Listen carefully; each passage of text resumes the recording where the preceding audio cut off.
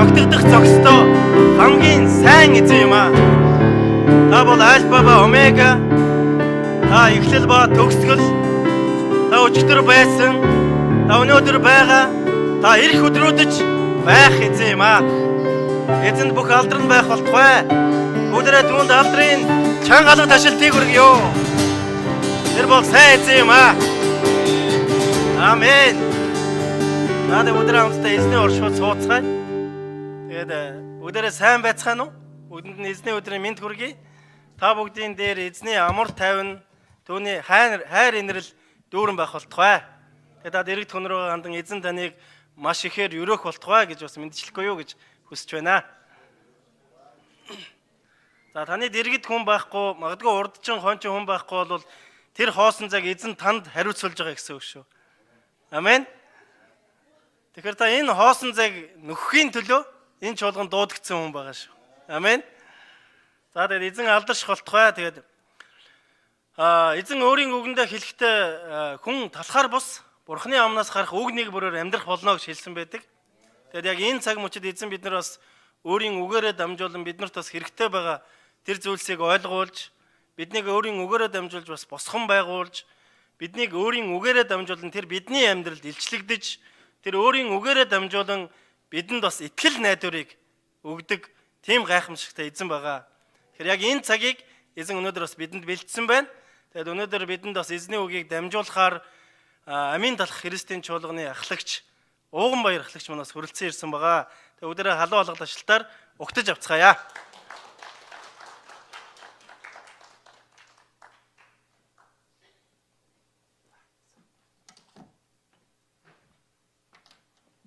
Халелуя. Ямар амар юм бэ. Энэ дэр бол бас хэр барга амар дураараа гараад зогсоод амны пангаар ярьчихаар эсвэл зүгээр нэг дуртай зүйлээ эндээс ярьчихаар тийм энэ дэр бас биш л байна л да. Ер нь ч биш л дээ. Энэ эзний гайхалтай оршихуй өдрөдөмж эзний үг байхгүй бол энд хий хоосон цуураа болчихоо ирдэг тийм ээ. Тэгээд эзний нэрээр та бүгдтэй мэдлж байгаа үнэхээр энэ газраас энэ эндрээс бас мэдлж байгаа үнэхээр их талархаж байна. Хизээш баг эндээс та бүгдтэй мэдлэлнэ гэж тооцоолсонгүй, мөрөөдчихсэнгүй, хүсчихсэнгүй. Тэгээд 2006 онд анх тэр бор хаалгаар орж ирж ийсэн хүүхэд өдгөө 2019 онд одоо энэ эндрээс та бүгдэд Бурхны үгийг дамжуулаад зогсож гин гэж үнэхээр одоо юу гэдэг гайхамшиг болохоос тэр очког эдгэрэл шиг л юм болж байгаа гэсэн. Тэгээд миний бие бол амийн талх цуглаанд 2008-9 оноос үйлчлээд анх чуулган үүснээс ахуулаад үйлчлээд удирдлагын багт нь Магдалины багт нь үйлчлээд одоо ч гэсэн бид нар удирдлагын баг нь удирдагдаад явж байгаа. Тэгээд удирдлагаас нь Галил Монгол чуулган дээр сард нэг удаа үгийн үйлчлээрээ гэсэн учраас би дуулууртай нарахгүй энэ ч зогсож байгаа шүү. Тэгээд би нөгөө Бухан хоттой амьдарч байгаа. Эхнэр хүүхдийнхээ хамт тэнцэнэ сайн байгаа. Сайн ажил төрлөө хийгээд эхнэр маань сургуулаа төгссөн. Одоо ажил хайж байгаа. Тэнцээ бас сайн ажил олтно гэж итгэж найдаж байгаа. Тэгээд Бурхан хаашаа зөвлүүлэхийг, хаашаа чиглүүлэхийг бас бид хүлээж байгаа. Тэгээд бүгдээрээ хамтдаа залбирая. Үгийн цагийн төлөө хэсэгхэн хамтдаа эзний өмнө ирцгээе гэж үзэж байна. Халелуя эзэн минь ээ. Өөрийн сул дорой хүү танд найдан өөрийгөө өгүүлсэн өөрийн хийж чадах зүйлсээ бас таны өмнө авчран таны үгийг таны энэ оршихуйг гун таны ариун сүнсийг дуудаж энэ газар ирж байна эзэн минь. Та байхгүй бол бидэнд маргааш бидэнд нөгөөдөр бидэнд ирээдүй гэдэг ойлголт байхгүй. Та байхгүй бол бидэнд үнэхээр ямар нэгэн найдвар байхгүй эзэн минь. Энэ цагч гэсэн бид таны өнгийг тунхаглахад та миний дээр та өөрийн сүнсийг байлгаж өөрийн оршихуугаар хөтөлж миний ам дээр манаач тавьж хий хоосон суурхал үг ярихаас илүүтэйгээр эзэн минь цэвэр эзний үгийг яригдчих. Энд тунхаглагдсан үг бүр нь хүмүүрийн зүрх сэтгэл төгөж тэдний амьдралыг өөрчлөх болтугай эзэн минь. Бид энэхээр энэ цагийг энэ үнэхээр гайхалтай өөрчлөлтийг хүсэж байна эзэн минь. Тэгээ бүх хил цагийг танд өргөн таны гайхалтай хүн Есүс Христийн нэрээр энэ цагийг өргөн залбирлаа. За илүү амар тайван боллоо. Тэгээд сул байна уу, чанга байна уу, гайг байна уу? Зүгээр байна уу? За тэгээд ихэнхдээ Библиэл дээр хишлэлийг нь бол би уншаад явчих. Та нар өнөөдөр айгүй амар тайван байна. Би тэгээд ер нь яг сая юу ярих вэ гэсэн чинь энэ их үйлчлэл явцсны дараа үг хуваалцахад яасан амаргүй юм бэ гэж бодлоо. Тэгээд ямар ч хүчтэй залбирал гэрчлэл ингээд бүх юм явцсны дараа үг хуваалцна гэсэн чинь юу ярих вэ гэж бодлоо. Айгүй тийм нөгөө нэг юу гэдэг нэг төгсгөлд нь жижиг цэг шиг л юм болчихлоо. Тэгээд өнөөдөр нэр нь айгүй сүртэй байгаа зү. Гайхамшигт зэвсэг гэдэг. Би та бүгдэд нэг тийм зэвсэг техникийн талаар мэдээлэл өгөхгүй. Танд байгаа, таны дотор байдаг тэр гайхалтай хэрглэж болох тэр зэвсгийг тань бас энэ цагт сануулахаар мөн та бүгдийг уриалахаар үгийн цаг бэлтгэжээ.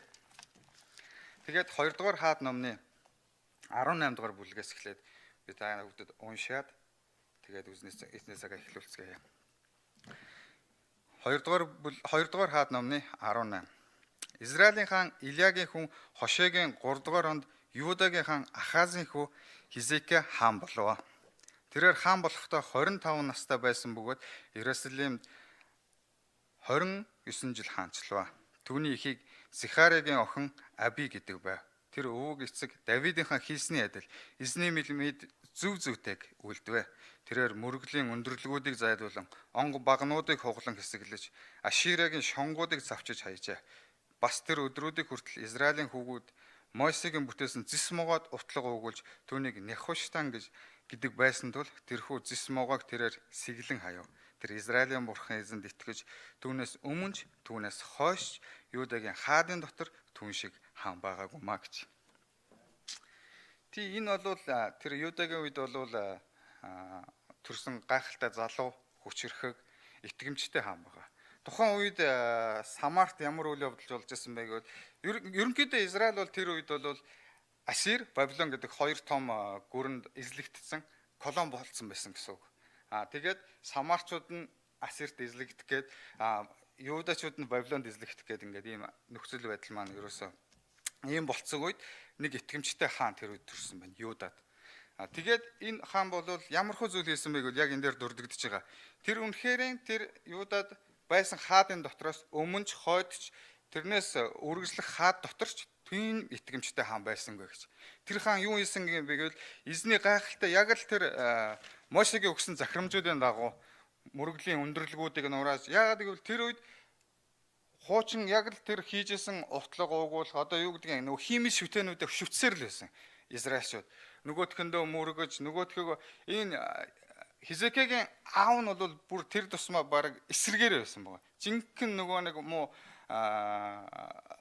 химийн шүтэнүүдийг дэврэгсэн тэднийг бол оруулж ирсэн дэмжсэн тийм хаан байсан байгаа. Харин Хизекия хаан гайхалтайгаар нь эсэргээр бүх зүйлийг яг бурханыхаар яг тэр тухайн үед өгөгдсөн Мосегийн хуулийн дагуу хийж үлдчихсэн байгаа. Тэгээд тэр мөргөлийн шонгууд гэдэг бол яг тэр тухайн үед хэрэглэгдэжсэн. Тэр байсдгаа энэ Мосегийн Нехуштан гэдэг. Нехуштан гэдэг нь тухайн үед яг Мосе Египтчүүдийг цөллөгөөс аваад гарцсан хойно эзэн дахиад нөгөө гомдолтгоор Израильчд гомдолж байсан тийм. Яг тэр үед эзэн бас нэг зүйл тэднэр рүү явуулсан галт могоонууд байж байгаа. Галт могоонд хатгуулаад хүмүүс айгүй хөвчээс. Яг үхэл тэр үед могоонд хатгууллаа.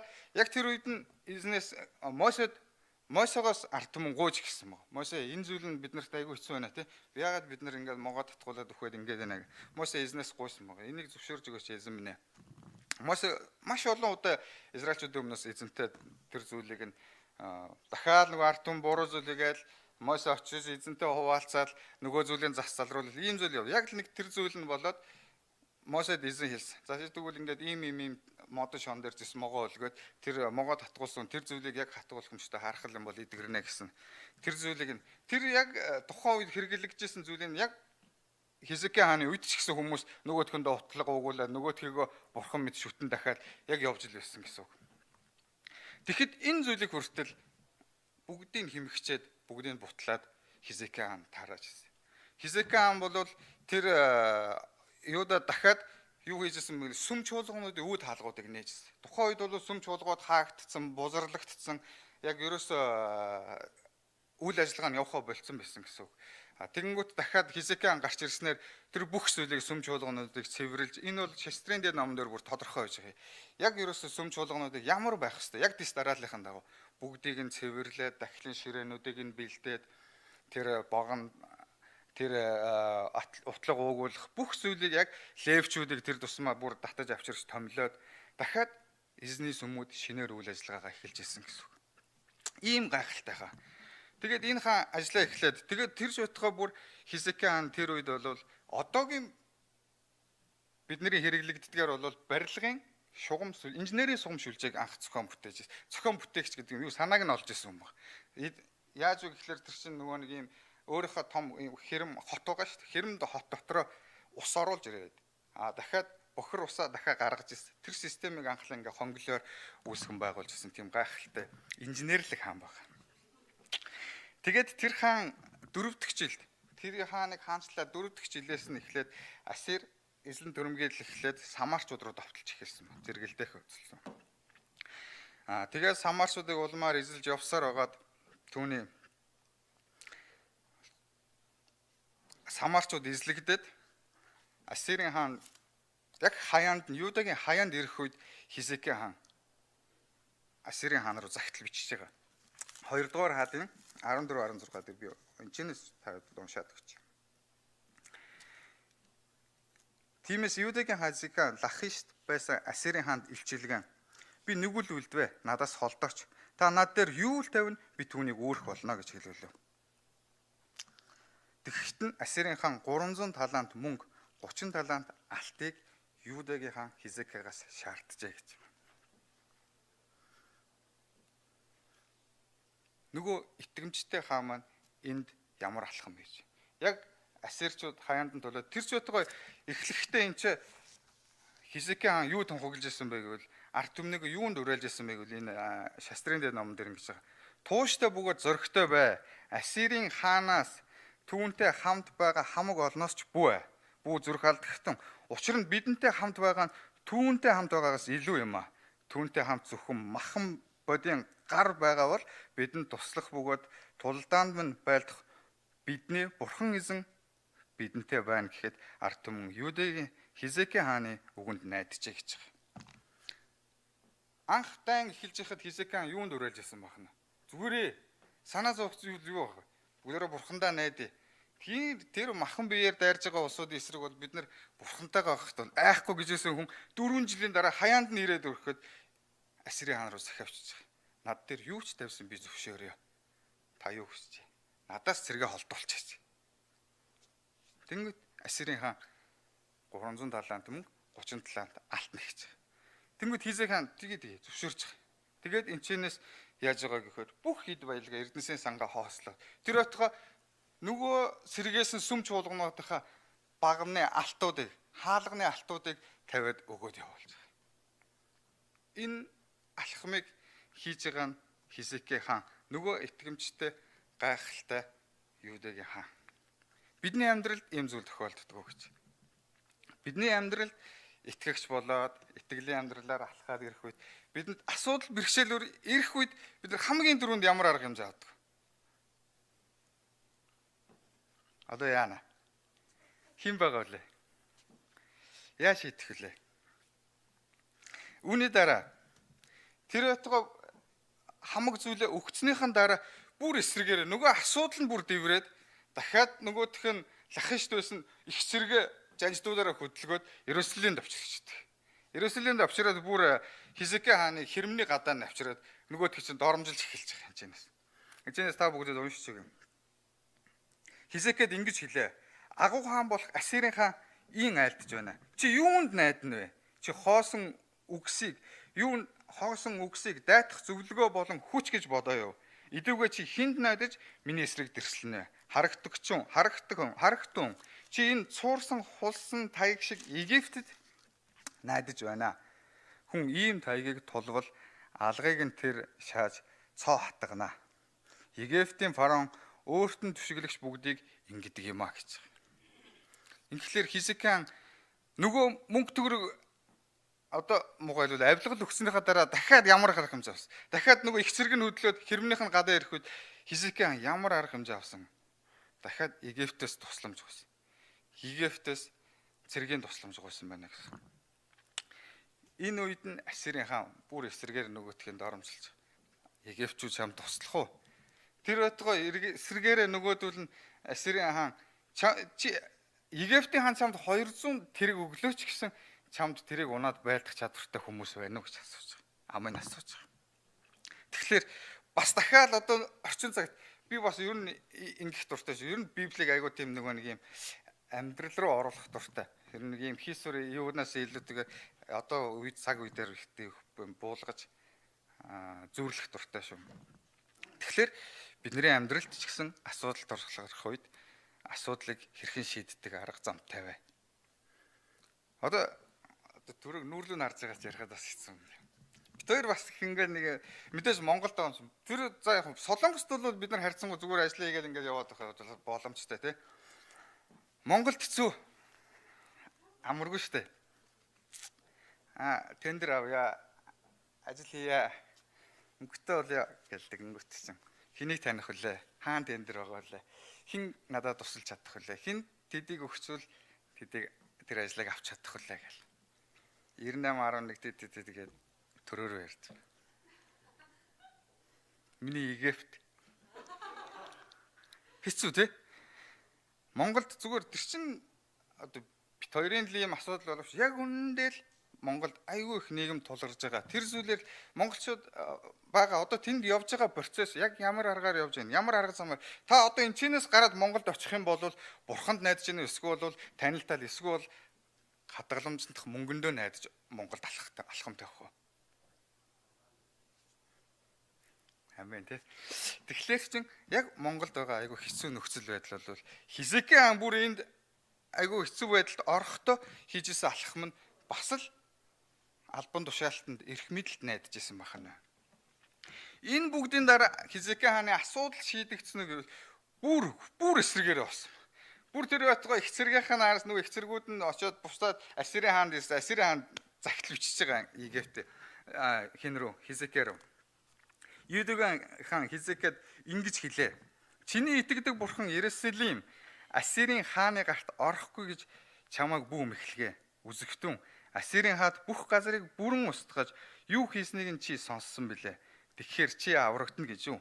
Гозан, Харан, Резеф болон Телесарт байсан Эдений хөвгүүд буюу миний эцэг өвгдийг устгасан үндэстнүүдийн бурхад тэднийг аварсан уу? Хаматын хаан, Арфадын хаан, Сефармаймын хаан, хотын хаан болон Хена, Эвагийн хаад хаан байна вэ гэж. Бүр Ассирийн хаан бүр их цэргээр Иерусалим хотыг бүслээд Хизкия хаанд ийхүү захиавчиж байгаа. Чамд ямар ч найдвар байхгүй боллоо Хизкия. Хотынхоо хаалгыг нээж өгөө гэж. Хизкия хаанд одоо юу үлдсэн бэ? Ямар найдвар байна вэ? Үүний дараа Хизкия хаан Мосег өгсөн. Тэр байтугай бидний итгэлийн амьдралд өгсөн хамгийн зөв, хамгийн хүчтэй алхмыг яг энэ дараагийн ишлэлээр нь хийж эхэлж байгаа. Ингээд Хизкия элч нарын гараас загтлыг авч уншаад эзний өргөөрөө явж уг загтлыг эзний өмнө тэлгэвэ гэж байна. Ах дүүнраа бид асуудлыг шийдэхдээ хэн нэгэн танилтал, хэн нэгэн албан тушаалтан, хэн нэгэн мөнгө төгрөгтэй хүн юу гэдгийг өөрсдийн өгж болох тэр авилгал буруу арга замуудаас илүүтэйгээр хамгийн сүүлд Хизкия хааны хийж байгаа энэ залбирлыг амьдралдаа хөвшлүүлгоё гэж. Ингээд үр дүн Хизкия хаан ийхүү залбирсны дараа тэгтэл тэр шөнө эзний тэнгэр элч ирээд Ассирчдын хооронд 185 мянган хүнийг цохив. Хүмүүс өглөөр босоод харахад тэд бүд үхэл болсон байжээ. Амен уу? Амен. Тэгээд 1945 оны 8 сард Японы Хирошима хотод атомын бомб тасарсан байдаг. Америкт авч шайсан тий. Энэ атомын бомбын хор урсгаар тэр дороо 80 мянган хүн өгсөн. Үргэлжлэх хор урсгийнхын дагуу 4-5 жилийн туршид тэр тоон 120 мянга. Одоо тэр хүртэл одоо ч гэсэн тэрний үр дагавраар одоо нөгөө нэг юутай ургийн гажигтай хүүхдүүд энэ төр төрсэн баг. Эндээс би та бүдэд хэлье. 80 мянган. Хизкия хаан залбираад хэдийг алчлаа? 185 мянга.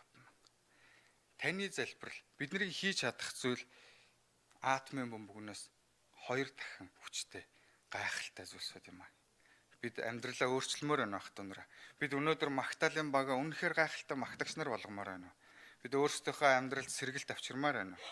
Бид чуулганыхаа энэ бор сандлуудыг дүүргэмээр байна. Тэгвэл Хизкия хааны хийснийг л бүгдээрээ хийцгээе гэж. Би энд гэрчилж байгаа хүмүүсийг сая яриад яг би яагаад залбирлын талаар одоо энэ хүмүүсийн араас юу яриандаа гэж тайлбарлах гэсэн чинь бас тийм амаргүйс. Үнэхээр ямар галтай, ямар хүчтэй. Тэгээ басках залбирсан чи бүр айгүй бүр сэтгэлээр унаад би ч бүр барыг хүүхдийн цуглаан руу явдаг байж үү гэж бодлоо. Хүүхдийн цуглаа бүр хэцүү болов. Тийм ээ ах дунараа. Тэгээд би энэ цагт та бүгдийн тэр гайхамшигтай зэвсгийг тэр гайхалтай хийж болох. Та үнэхээр танд ямар асуудал байна? Та үнэхээр мөнгө цаасны түрүүн очкогийн хэлдэг эдгэрэл өвчин зовлон байна уу? Та өнөөдөр ямар нөхцөл байдал яг Хизкия шиг таныг шахаж байна. Та өнөөдөр виз сонгуулахад магадгүй энэ газар оршин суухад магадгүй ажил хайхад та хүнд найдаж байна вэ? Ис олдохгүй бол гамбаахт найдаж байна уу? Ажил олдохгүй бол басках руу ярьж байна уу? Энээс илүүтэйгээр жижиг өрөөндөө ороод хаалга хаагаад Библийг нээгээд эзний өмнө ирээсэй гэж хүсэж байна ах дунараа. Бид нарыг залбирлыг арга замаа болгодог байгаасаа гэж хүсэж байна ах дунараа. Тэгээд залбирлахад бас хэд хэдэн арга зам байна. Бид хамгийн их хийдэг зүйл нь итгэлгүйгээр залбирна гэдэг бол өөрөө хийх хоосон цуурай юмаа гэж. Тэгээ нэгэн гайхалтай хүчтэй залбирагч пастрын тухай би танд хуваалцъя. Баярлалаа. Энэ чинь бас айгүй хэрэгтэй байт юм. Би одоо тэгэл нэг усыг уудаг байж хүмүүс яагаад чинь ус тавиад идэм бол гэсэн чинь. Уух хэрэгцээ гард юм байна. Тэгээ нэгэн пастор байжээ. Нэгэн айгүй хүчтэй магтаалын багтай. Нэгэн хүчрхэг пастор байсан. Тэгээ тэр пастрын яг зэрэгэлдээ хажууд нь авчиж баар, диско баарт байдаг. Тэгэл яг сайхан ингээл магтаал юу байна хажуу талд нь зас гэл. Иймээ ямар хэцүү юм бэ гэл. Нөгөөдөл чинь тэгэл үйлчлээ хийх гээл ингээл дахиад үргэлжлүүлэхэд ингээд болдог. Нөгөөх нь маань ингээд даамжрын явсаар байгаа нөгөө пастор нэг өдөр бүр уурлаад. Юусоо тэгчтэй бүгдөө оройлаа. Бүгдөө юм уу баарыг юу шатталан залбирая. Юм уу шатаа юу нэ тий. Бурхан үсэх юм бол энэ баарыг зайлуулж өгнө бид нарт. Бид нэр мөнгө магтаал хийхэд үнэхээр хэцүү байна гэл. Бүгдөө оройлал залбирсан. Тэгээд нөгөөдөл чинь нийлээл залбирж аваад өө өстө бурхан минь бид таны оршихыг дуудаж байна. Энэ газар бид өстө чөлөөтэй магтахыг хүсэж байна. Та энэ ингээл ингээ орчин тойрныг ингэж өгөөч. Энэ баарыг байхгүй болгож өгөөч гэж залбир. Үнэхээр их 7 хоногт нөгөө баараа шатцсан. Тэгэнгүүтээ бүр амар нөгөө баарны эзэн цагдаа дугамл гаргасан. Энэ хажуудлын сүмийн пастор залбирсан байгаа мэ баарыг шатаачлаа.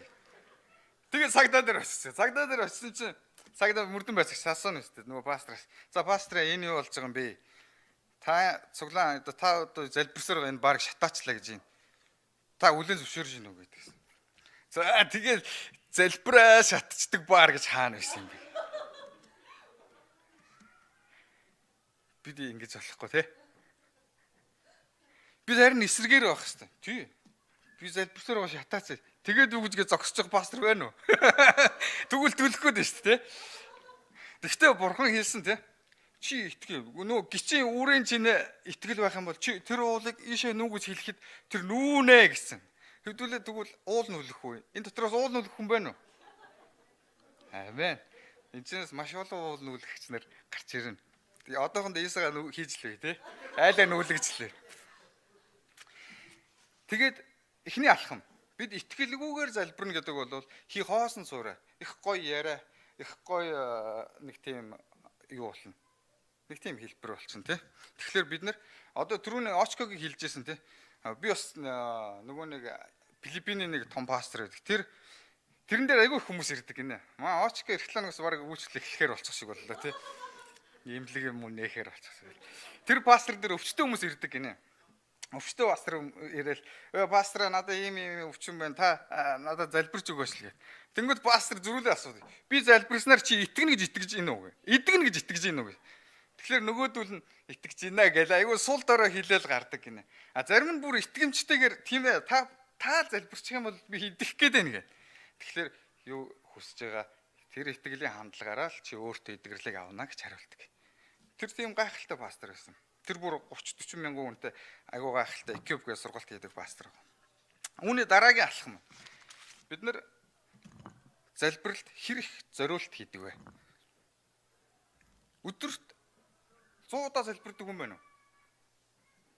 50 удаа. 10 удаа. 5 удаа.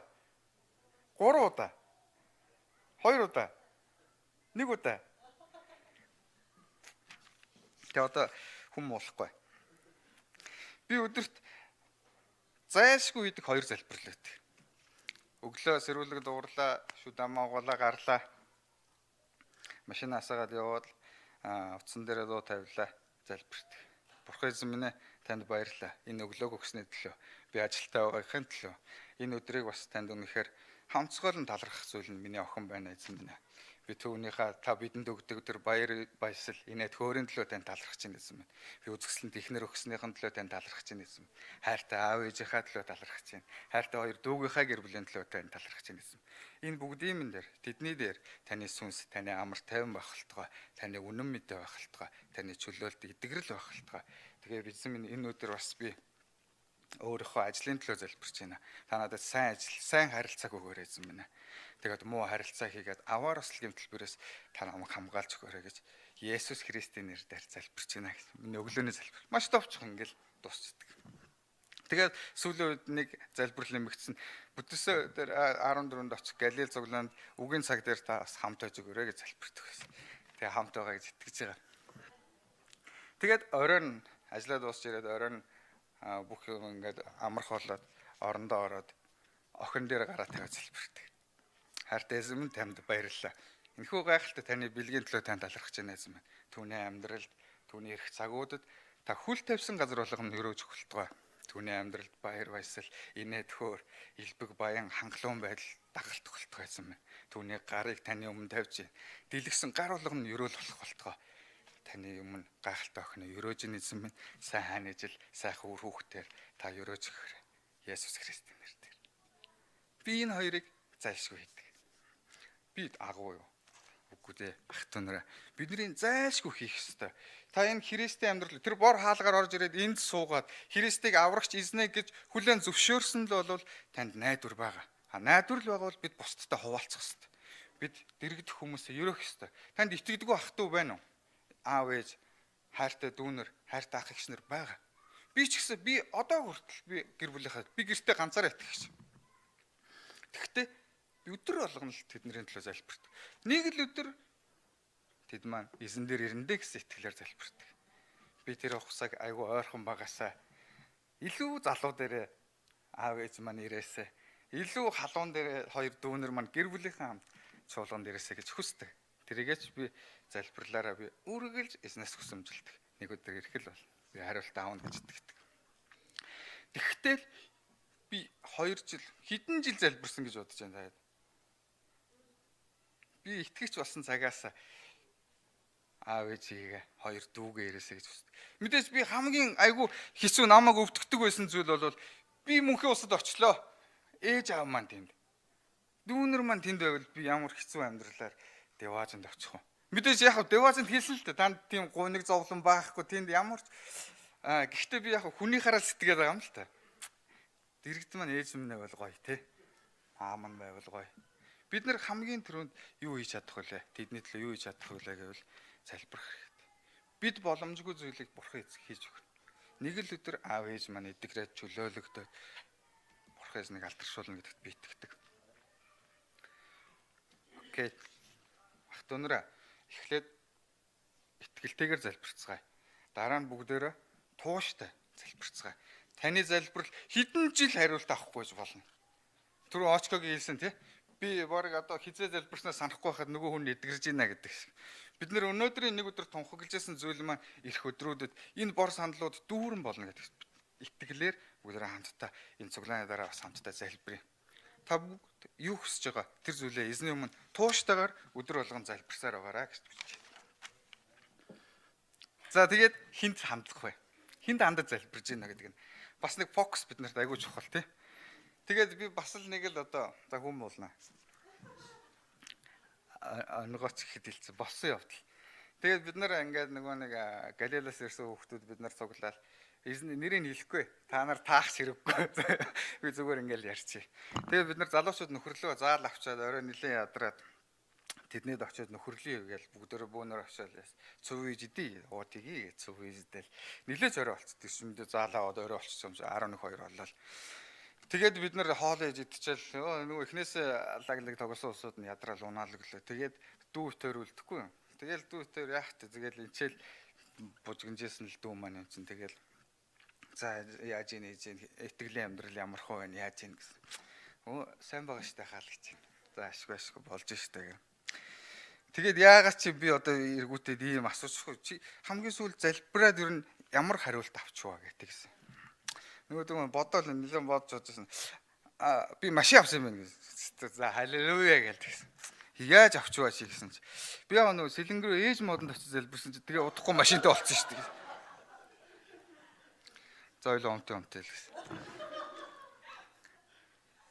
Хитсүү те? Хитсүү те? Гэхдээ ингээд Галилеаар ээж мод руу яваараа гэж би ерөөсөө өрөөлөөгүй шүү. Машинтай болно гэж би хэлээгүй шүү. Би эсэргүүцэж байгаа шүү. Та нар дараа өө чи тэнцээ зогсчихсон нэг залуу чинь юу ээж мод нөр очихоор машин өгдөг гэсэн шүү дээ. Ингэж залбирч болохгүй байх та нараа. Бид хэцүү. Монголд очих юм бол та нар энчээ бид нар хичнээн ивэл дотор байгаагаа бид нар Монголд хөл тавих юм бол мэднэ. Монголд ямар хэцүү гэж. Үнэхээр алхам бүрт маань сорилтууд, алхам бүрт маань хиймэл шүтээ, алхам бүрт маань нөгөө нэг муухарлж байгаа найзууд, хайртай хүмүүс маань өөдөөсөө ингээд ахаар чи айгүй хэцүү. Чи солиорч чи мэдрэл мотоо олчих гэхээр би бүр айгүй хэцүү. Яалт вэ? Тэгтэл би найзууд руу хадлаа залбирдаг. Гэхдээ би Христийн итгэлээ нуудаг. Би тэр тийм гिचээд ард нь бурхан минь гэдгүү л те. Би Христ итгэлээ би илчлээлээ яриад тийм ээ тийм найз нь одоо тэгээд хамгийн зөв зам дээр явж байгаа. Миний найз ч гэсэн сүмд ирээрээ. Тэгээд би найзуудаа тоглоом морч гэсэн айгүй ивэх өрөөх дурт. Бид алхам бүртээ бас тэр зүйлийг ямар нэгэн хандлагыг өрөөл эсвэл сайнаар эргүүлэх боломж бас бидэнд байдаг тийм найз нь бас мэдрэл миний найз ч гэсэн мэдрэл мотоо олох боломж байгаа гэж хэлэхэд тэр чинь нэг талаасаа өрөөшж байгаа шүү дээ. Тэр чинь тэгээд Христ итгэгчл болох. Тэгээд ээж мод иймэрхүү юм болоод тэгэхээр биднэрт бас фокус хэрэгтэй. Бид нар энэ дэлхийг бүтээж энэ гайхалтай зүйлсийг бидэнд өгдөг өгөөмрөөр хайрлагч тэр бурхан эсэгтэй л хандах хэрэгтэй. Бид тууштай өдөр бүр хандах хэрэгтэй. Бид тэр байтугай бүр итгэлээр хандах хэрэгтэй. Яг бүр Хизкия хаан шиг асуудал бэрхшээл тулгарсан үедээ биш. Бид нар харин ч илүүтэйгээр бидэнд ямар ч асуудал байхгүй ч гэсэн эзэнд та асуудал өгөөч гэж залбирх биш эзэн минь. Харин тийм би энэ бүгдийг таны хүчээр давж чадлаа. Таны өгсөн амар тайван дотор би талархъя гэж залбирх. Залбирал бол нэг талаас маш гоё магтаал болчдөг. Маш гоё тайвшрал. Бидэнд өгч чадах өнөөдөр магадгүй таны дотор байгаа зүйлсүүдийг хуваалцах хүн байхгүй гэж бол. Тэ? Дэргэдээ суулгаад ярьж чадахгүй хүн байгаа. Одоо яах вэ? Мэдрэл мутамж гэдэг ганцаар яриад тайвшрах шүү. Энд чинь тэртэргүүл нэг талаас нь сайн харж чадах юм бол биднэрт л өгсөн бэлэг байгаа байхгүй. Бид нар яг өөртөө суугаад эзний өмнө ёстой хаалгаа цоожilж байгаа л өөртөө асуудал ярьж болно. Эзэн минь миний энэ муу зуршлыг би энэ тамхи татхаа болмоор байна эзэн минь. Би энэ муу зүйлсүүдийг би амнаасаа гардаг энэ үгсэн дээр та манаач тавьж өгөөч. Би энэ хорон муу зүйлсүүдийг хиймээргүй. Би бодмооргүй байна эзэн минь. Та надтай хамт байж өгөөч. Магадгүй өөр буруу гаж зуршил юу байдгийг тэр бүгдээ эзний өмнө тавих юм бол та чөлөөлөгдөх боломжтой гэж би энэ цагаад энэ эндрээс та бүгд итгэлтэйгээр тунхаглаж. Та туршиж үзээрэй. Бүгдөө хамтдаа залбирсаар байгаа. Тэгвэл эх 7 хоногт бүгдөө залбирсаар байгаа. Шинэ 7 хоног болгонд шинэ хүн ухтаж авъя гэж залбирх уу? Эсвэл бүгдөө энэ заалыг эх 7 хоногоос эхлээл дүүргий гэж залбирх уу? Бас гах юм түрүүний залбирлууд ямар хүчтэй болж байна те? Бурхан өгнө. Би бол итгэмжтэй байдаг. Энэ нэг зүйлийг яг Очкогийн түрүүний хэлдэг шиг тэгээд тэр дөрөө магадгүй эх 7 хоногт 30 боломжтой л доо. Энэ дүүрээ сууж явах боломжтой шүү. Би боломжгүй гэж юусоо хэлээгүй. Тэгэхээр бид нарт итгэж ийн үү гэдэг юм. Та залбирснараа эх 7 хоногт энэ дүүрүүн сууж ийн гэж итгэж ийн үү? Амен. Тийм. Тэгэхээр бидний хандлага, бидний залбирлын зориултууд маш их чухал юм аа.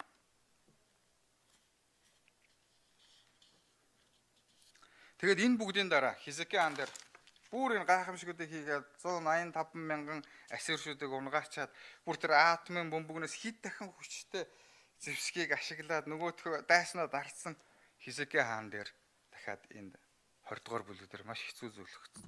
Хизкия хаан дээр өвхлүүд өвч ирж байгаа. Биеэр нь дөрөв яар шарханд баригдаад үхэхийн даван дээр эзний өмнө ирж байгаа. Тэр өдрүүдэд Хизкия өвхлүүд өвчтэй болжээ. Амазын хүн ис үзүүлэгч Исая түүн дээр ирээд эзэн айлдахтаа тэр гэрээ засагтун учир нь чи амьд үлдэхгүй үхэн гэсэн гэв. Тэгэхэд Хизкия хаан нүрээ хан руу эргүүлэн эзэнд залбирч аяа эзэн би танаас гоё би таны өмнө хэрхэн үннээр болон бүхий л зүрхээрээ явж таны мэлмид сайныг үлдэж байсныг одоо санаач гэж хэлээд зүрхрэн уйлав. Тэгтэл Исаягийн дунд хашаанаас гарахаас өмнө эзэн түүний үг түүнд ирж буцаж яваа. Миний ард түмний удирдагч Хизкияд чиний өвөг эцэг Давидын бурхан эзэн ийн айлтж байна. Би чиний залбирлыг сонсож нулимсыг чинь харлаа. Өсгтөн би чамайг эдгэнэ. 3 дахь өдөр чи эзний өргөнд очино. Би чиний өдрүүд дээр 15 жилийг нэмж чамайг болон энэ хотыг Ассирийн хааны гараас аварна гэж. Амен. Ах дүүнэрээ бидэнд найдвар байгаа. Бидэнд боломж, бидэнд өгөгдсөн ёроол, бидэнд гайхалтай хангалтууд байна гэсэн. Энэ бүгдийг ёроол болгох. Бид тэр байтугай энэ амьдралынхаа насан туршийн бизнес өгөгдсөн цаг хугацаагч гэсэн бид залбирлаар уртсах боломж байна. Бид хайртай ах дүүнэрээ, аав ээжүүдээ тэднийг эзний авралд авчрах боломж байна. Тэднийг өөрчлөх, чөлөөлөх боломж байна ах дүүнэрээ. Тэгээ та бүгдийг бас хамтдаа залбирал оцгоо инглээ байлаа.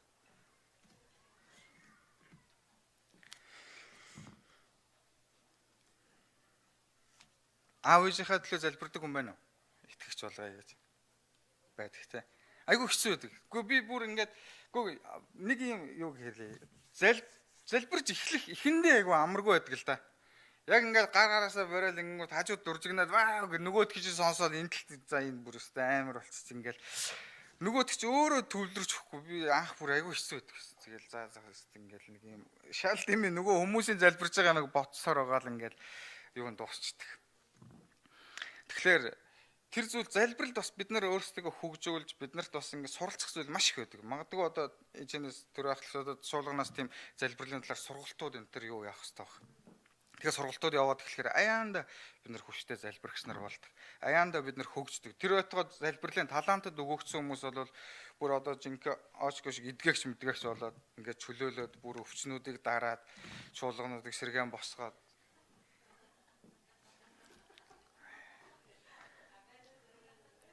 бид нар итгэлээрээ сонсож байгаа үстэй хөгжим яваад байгаа үстэй. Пианист үнэн гоё байгаа үстэй та нар сонсож байгаа үстэй. Итгэлээрээ л байл та.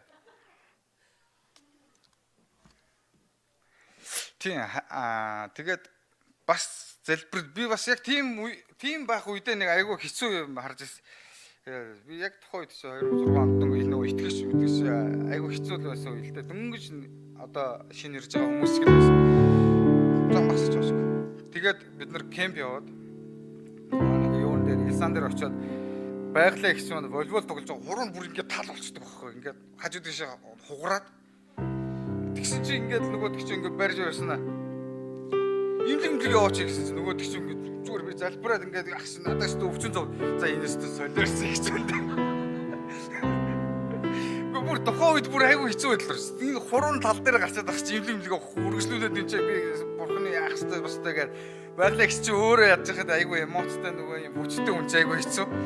Тэгээд за энэ их ямар хэцүү юм бэ? За бараг бурхан өршөөлгээл өнгөрөөс. Тэгээд би бодохдоо тэр үед бол одоо бодоход тэр хүний итгэл ямар гайхалтай байж байгаа. Тэгээд одоо түрүү мөрөөч гэсэн актер тэг хүүхдүүд нь азаа ууралж байгаа. Хүүхдүүд нь халуураад ахад энэ цод автик мэвтэг явах залбирна гэдэг юм. Өстой нэрэгэл. Азаа басгомлц. Бид нар айгүй дэрэгдэх зэрэг зүйлсүүдээ энэ төр үнэлж чаддгүй тий. Бидний залбирлын хүч чадлыг бид нар залбирлаар маш олон зүйлийг нурааж, босгон байгуулж, өөрчилж, шинжилж боломжтой гэдгийг хардаг. Тэгээ эх 7 хоногийн турш бид нар бас залбиралтай хамгийн чухал цагууд ирж байгаа. Эх 7 хоногт бидэнд өгөгдсөн зовлонгийн 7 хоног гэж. Яагаад? Христ эзэмийн энэ цаг бүтээгчээ танихгүй бидэнд баригддаг. Бидэнд баригдаад тэр байтугай тамлуулдаг. Бидний төлөө золиос үүрдэг, зовдөг, шаналдаг. Гайхалтай эзэн биднэрт эргээд амьдралтыг өгдөг. Амьдралд байхгүй бол бид энд цуглах шаардлага байхгүй. Бишээ ирээл тэр бүгд дууссан байна. Босоо католик юунууд шиг те. Бурхан Иесус амьдсан учраас л бидэнд найдвар байгаа. Биднэрт маргааш гэж байгаа. Биднэрт нөгөөдөр гэж байгаа. Бурхан Иесус тэнд амьлаагүй бол бид нар ямар өнөгтэй зүгээр л нэг юм баатарлаг түүхийн талаар яриас өгсөж байгаа. Харин Бурхан амьдсан учраас бидэнд маргааш байна. Бидэнд эх 7 хоногт цуглах, бидэнд баярлах шалтгаан байна хэ тонроо. Тэгээ бүгдээрээ хамтдаа эзний өмнө ирсцгээе. Онцгой та өнөөдөр юу нураахыг хүсэж байна? Би энэ цагт зүгээр би та бүгдийг уриалгүй бас хамгийн сайн залбирал заримдаа эзнийг сонсох байдаг. Бид магадгүй үргэлж хүүхчиг те. Өгөөч та надаа ингээд гараад тоссон байл. Тэгээ үнэн бурхан биднээс үргэлж аргаад тосч байхыг хүсдэг. Гэхдээ бас аавынхаа сургамжтай үгийг яагаад энэ нь болохгүй? Яагаад энэ миний хүү тохиромжтой биш вэ гэдгийг хэлэх тэр боломжийг бид нар бас тэр үр сонсдог. Тэгээ бүгдээ хамтдаа эзний өмнө ирсцгээ. Бүгдээ нүдэнаад сонсоод эзнийг дон. Гэхдээ энэ цагт та нурааж болох юу байна? Таны өмнө ямар асуудал байна? Яг энэ цагт л бурхан танд өгье гэж. Аавын зүрх сэтгэлээр яг таны ямар асуудал байгаа тэр бүгдийг чи энэ цагт шийдэж өгөө. Тийм ээ бурхан эзэн минь бид энэхээр таны өмнө ирж байна. Бид үнэхээр сул дорой гэдгээ мэдэж байна эзэн минь. Бид ямар хүч чадалгүй болохоо ч энэ цагт нотолж байна эзэн минь. Тийм эзэн минь та байгаа учраас та байдаг учраас эзэн минь бид найдвар байна. Бидний чөлөөлт байна эзэн. Халелуя. Бүгд хамтдаа залбирцгаая. Та өнөөдөр энэ цагт юуг нурааж, юуг босгон байгуулж, юуг эдгэж, юуг чөлөөлөхийг хүсэж байна. Хайртай аав ээжийнхээ төлөө залбирмаар. Хайртай ах эгч, хань ижлийнхээ төлөө залбирмаар. Итгэдэггүй тэр ахыхаа, тэр эгчийнхээ төлөө залбирмаар. Энд хорогдож байгаа 30 мянган Монгол иргэдийнхээ төлөө залбирмаар. Халелуя.